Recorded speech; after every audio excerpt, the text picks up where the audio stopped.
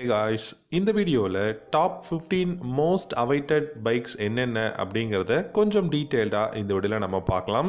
இந்த வீடியோவில் இருக்கக்கூடிய 15 மோஸ்ட் அவைட்டட் பைக்ஸுமே பார்த்தீங்கன்னா ரொம்ப வருஷமாக நிறைய ஃபேன்ஸால் எதிர்பார்த்துட்டு இருக்கக்கூடிய மோஸ்ட் அவைட்டட் பைக்ஸை பற்றி தான் நம்ம பார்க்க போகிறோம். உங்களுக்கு இந்த 15 பைக்ஸில் எந்த பைக் ரொம்ப பிடிக்கும் அப்படிங்கிறத காமெண்ட் செக்ஷனில் காமெண்ட் பண்ணுங்கள். இந்த வீடியோ பிடிச்சிருந்தா கண்டிப்பாக நீங்கள் ஒரு லைக் பண்ணுவீங்க அப்படின்னு நம்புகிறேன். அண்ட் நம்ம சேனலையும் சப்ஸ்கிரைப் பண்ணிக்கோங்க.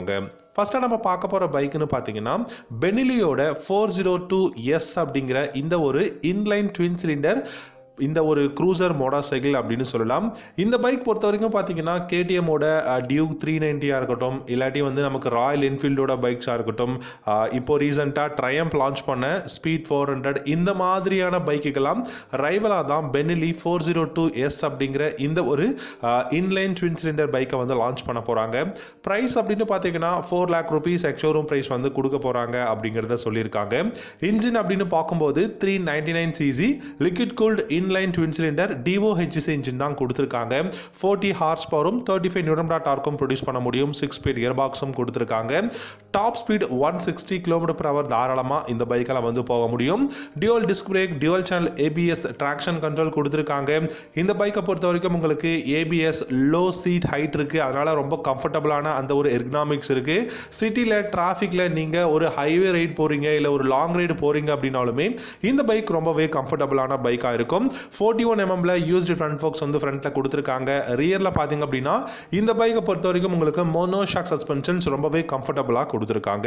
Digital instrument cluster, Bluetooth connectivity, navigation இந்த மாதிரியான விஷயங்கள் எல்லாமே இருக்கு. லைட்டிங் செக்ஷன் பார்த்தீங்கன்னா LED headlamp, LED tail lamp, LED indicators கொடுத்துருக்காங்க. ஓவராலா இந்த பெனிலியோட 402S அப்படிங்கிற இன்லைன் ட்வின் சிலிண்டர் பைக் பார்த்தீங்கன்னா கூடிய சீக்கிரம் இந்தியாவில் இந்த 2024 லான்ச் பண்ண போறாங்க. ரெண்டாவதாக பார்த்தீங்கன்னா கவாசக்கியோட Z125 அப்படிங்கிற இந்த ஒரு entry level naked street fighter. Kawasaki இந்த 2024 பிகினிங்லேயே இந்த Z125 லான்ச் பண்ணுறதுக்கான பாசிபிலிட்டிஸ் இருக்குது. இந்த பைக் பார்த்தீங்கன்னா W175க்கும் கீழே தான் இந்த பைக்கை பொசிஷன் பண்ண போகிறாங்க. அப்படி இருக்கும்போது இந்த பைக்கோட ப்ரைஸ் ஓரளவுக்கு அஃபோர்டபுளாக இருக்கும் அப்படிங்கிறத எதிர்பார்க்கலாம். பட் இந்த பைக்கில் இருக்கக்கூடிய கான்ஃபிகரேஷன்ஸ் எல்லாமே பார்த்தீங்கன்னா ஹை எண்ட் கான்ஃபிகரேஷன் கொடுத்துருக்காங்க. ஃபார் எக்ஸாம்பிள் இந்த பைக்கில் இருக்கக்கூடிய கான்ஃபிகரேஷன் நிஞ்சா 125ல இருக்கக்கூடிய கான்ஃபிகரேஷன் கொடுத்திருக்காங்க. Z250யோட டிசைன் கொடுத்திருக்கிறதுனால பார்க்கிறதுக்கு பியூட்டிஃபுல்லான பைக்கா இருக்கு.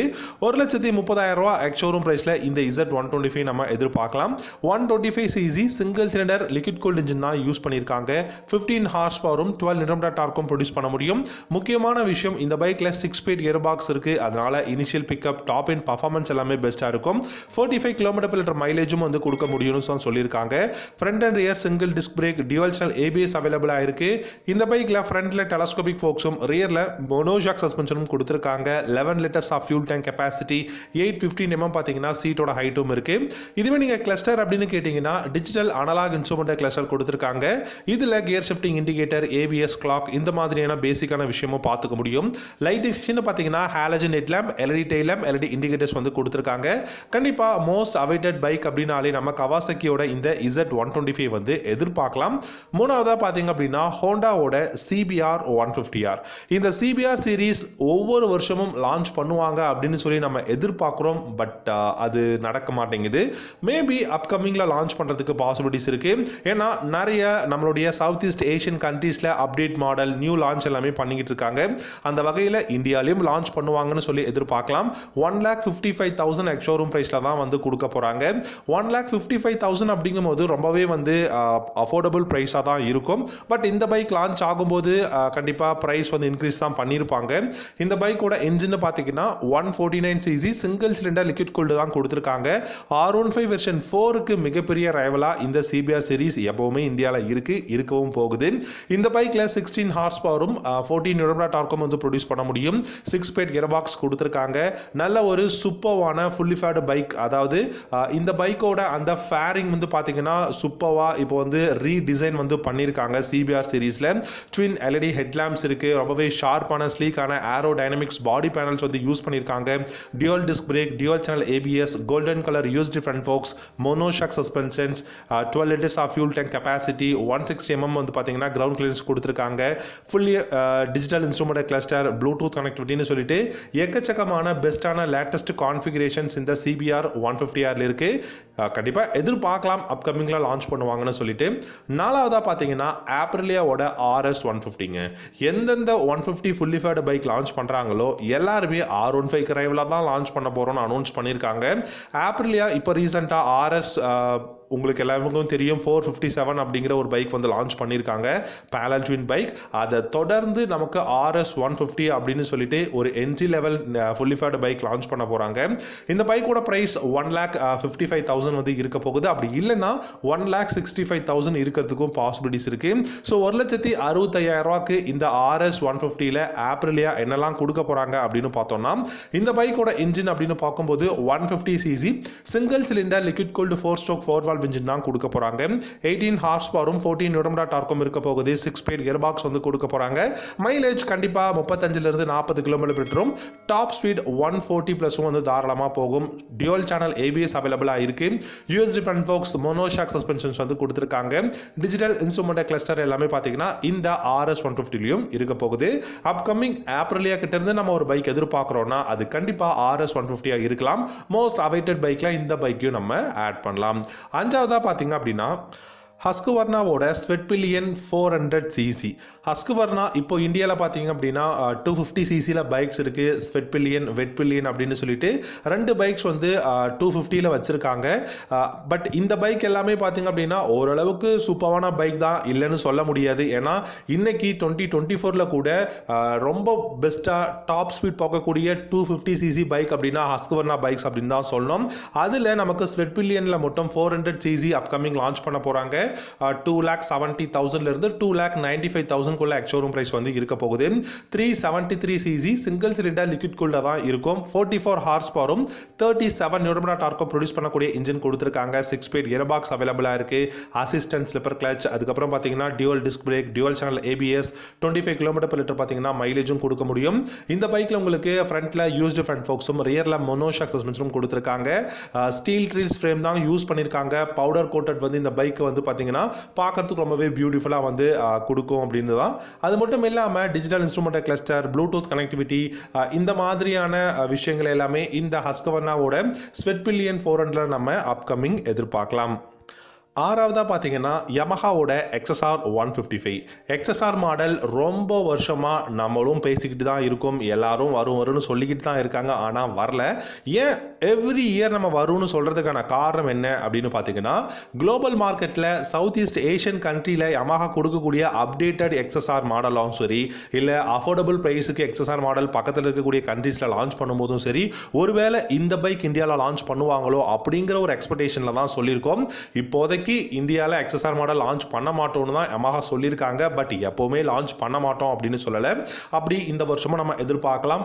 1,55,000 இல்லாட்டி 1,60,000 எதிர்பார்க்கலாம்னு சொல்லியிருக்காங்க.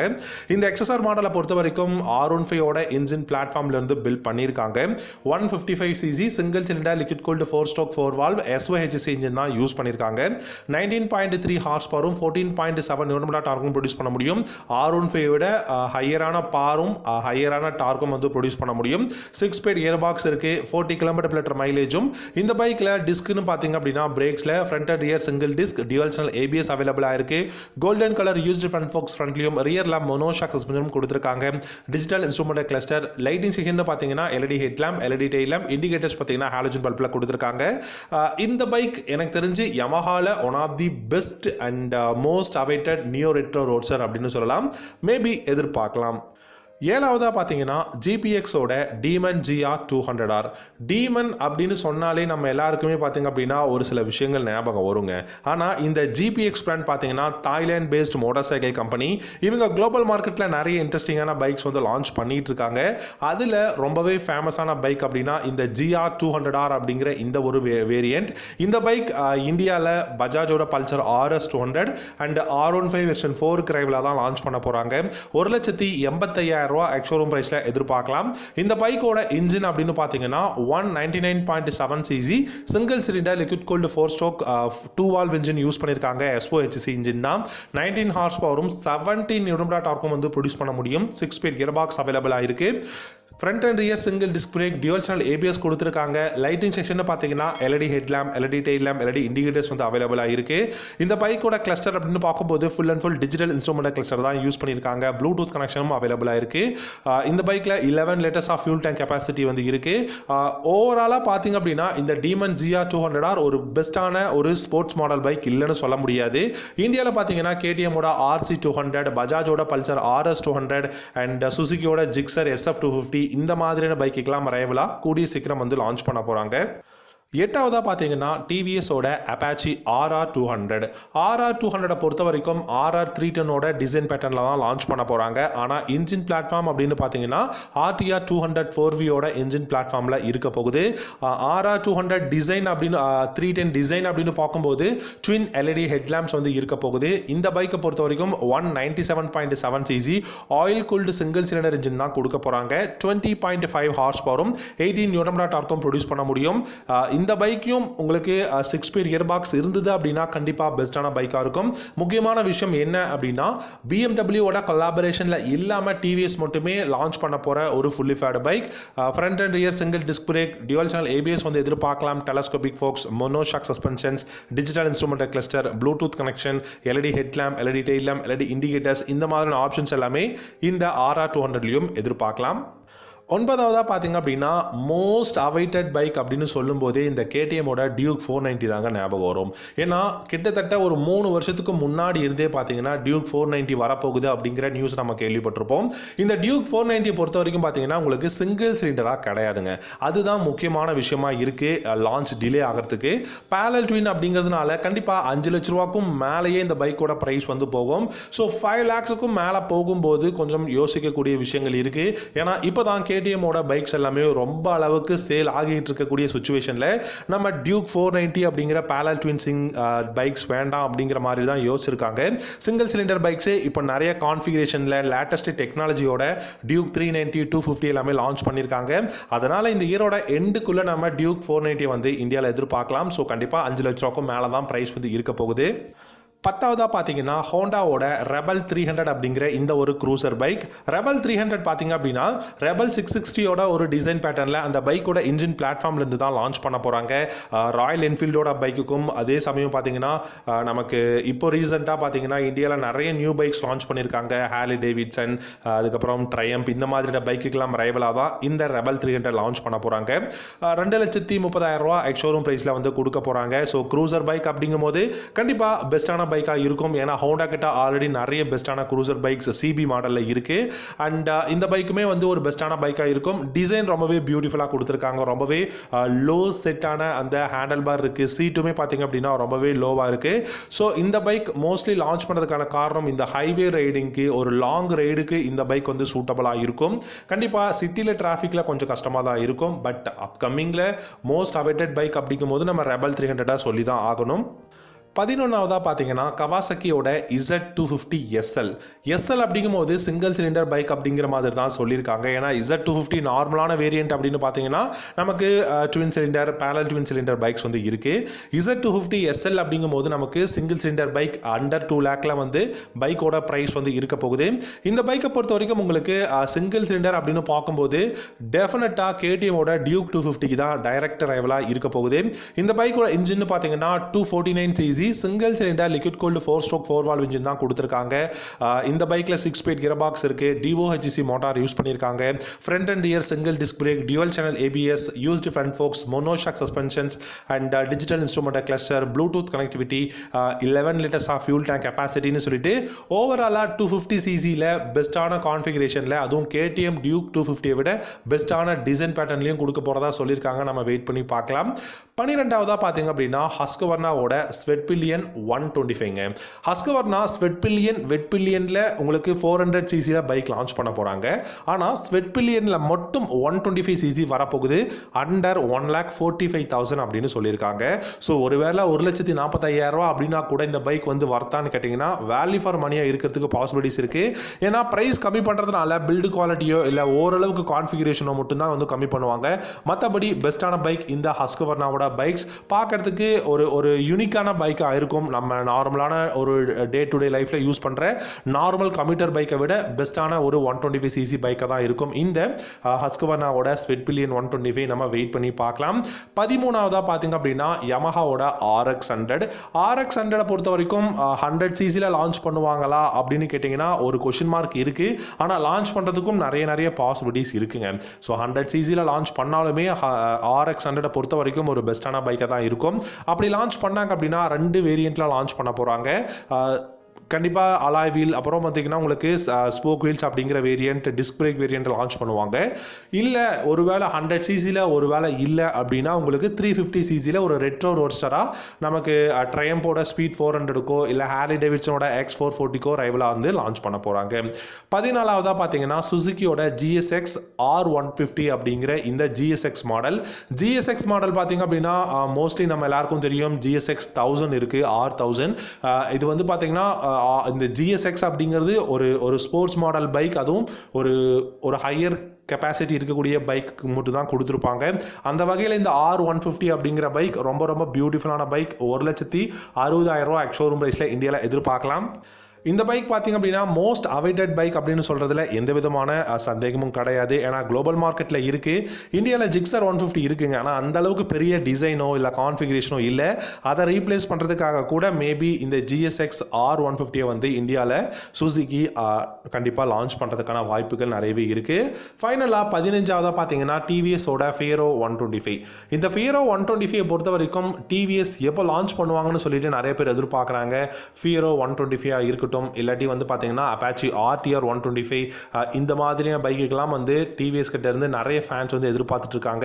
மோஸ்ட் அவைட்டட் பைக்கில் நம்ம ஃபியரோ 125 சொல்லலாம். அண்டர் 1 லேக்கில் பார்த்தீங்கன்னா லான்ச் பண்ணுறதுக்கான பாசிபிலிட்டிஸ் இருக்குது.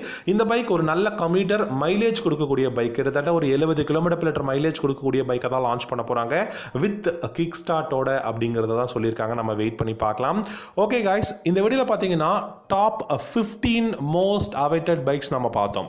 ஸோ மோஸ்ட் அவைட்டட் பைக் அப்படிங்கும் போது நம்ம எதிர்பார்க்குற பைக், அதாவது அப்கமிங் லான்ச் பண்ணுவாங்க அப்படிங்கிற ஒரு விஷயம் இல்லை. கண்டிப்பாக மோஸ்ட் அவைட்டட் பைக் நிறைய பேர் எதிர்பார்க்குறாங்க. நிறைய நாள் நம்ம லான்ச் பண்ணுவோம்னு சொல்லி எதிர்பார்த்த பைக்ஸை தான் பார்த்துக்கிட்டு இருக்கோம். ஸோ வெயிட் பண்ணலாம். இந்த வருஷமும் இந்த பைக் எல்லாமே லான்ச் பண்ணுறதுக்கான பாசிபிலிட்டிஸ் இருக்குது. அட்லீஸ்ட் இந்த 15ல் ஏதாவது ஒரு பைக்காவது லான்ச் பண்ண மாட்டாங்களா அப்படிங்கிற நம்ம வந்து எதிர்பார்க்குற பைக்ஸ் தான். உங்களுக்கு இந்த 15 பைக்ஸில் எந்த பைக் ரொம்ப பிடிக்கும் அப்படிங்கிறத காமெண்ட் செக்ஷனில் காமெண்ட் பண்ணுங்கள். So thank you so much for வாட்சிங். தயவு செஞ்சு உங்களுடைய சப்போர்ட்டை லைக் பண்ணி நம்ம சேனலை சப்போர்ட் பண்ணி கொடுங்க. Have a great day.